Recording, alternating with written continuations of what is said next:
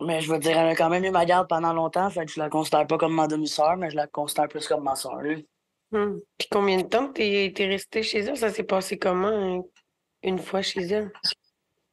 Ben, mon frère, il avait beaucoup de troubles de comportement, il était agressif. Elle a fini par le placer.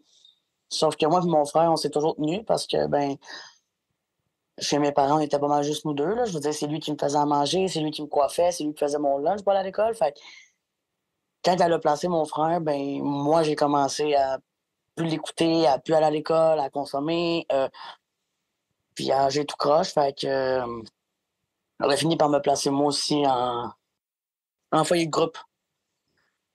Ça t'a-tu fait peur quand elle a placé ton frère? Moi, je sais pas, mais je me suis retrouvé tout seul. Là, je me suis senti pas mal seul, là, je te dirais, parce que ben, mon frère, c'était tout là, pour moi. Là. C'était la seule personne en qui j'avais vraiment confiance. Là. Puis avant d'en venir à la décision du placement, est-ce que vous avez été chercher de l'aide au CLSC, un médecin, quelque chose?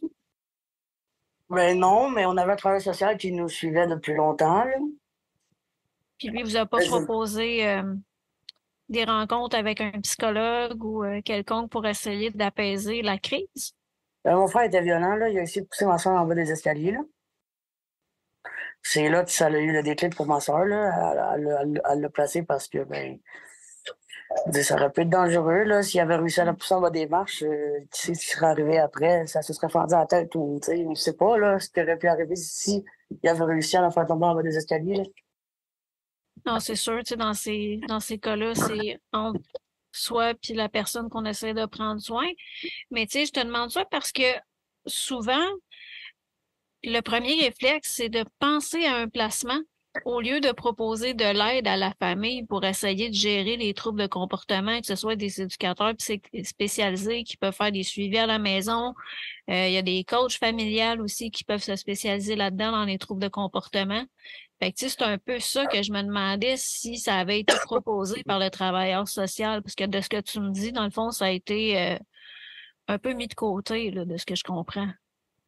Ben, pour mon frère, j'imagine, parce que ben, pour moi, en tout cas, ça a été le cas, parce que j'ai pas vu de coach familial, j'ai pas vu de psychologue ni rien quand j'étais chez ma soeur. On a commencé à me proposer à avoir un psychologue la première fois que j'ai été mis en centre de jeunesse. C'était même pas en foyer de groupe non plus, c'est quand le foyer de groupe m'a transféré en centre de jeunesse que j'ai commencé à avoir un psychologue qui était relié à DPJ, dans le fond, là.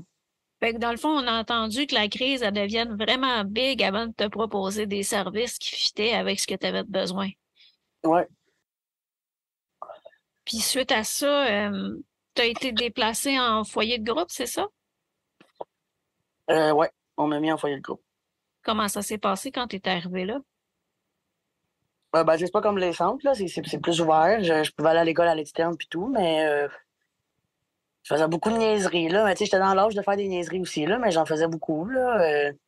Puis je rentrais pas non plus le soir, là, comme si c'était chez ma soeur, là. Je veux dire, je rentrais pas nécessairement le soir, j'allais consommer. Je veux dire, j'ai pas arrêté de consommer parce que j'étais plus chez ma soeur, là. Je continuais à aller à l'école à l'externe, fait que je continuais à faire mes cours puis à consommer. Tu as commencé à consommer, tu avais quel âge? Moi, en secondaire 11 ans.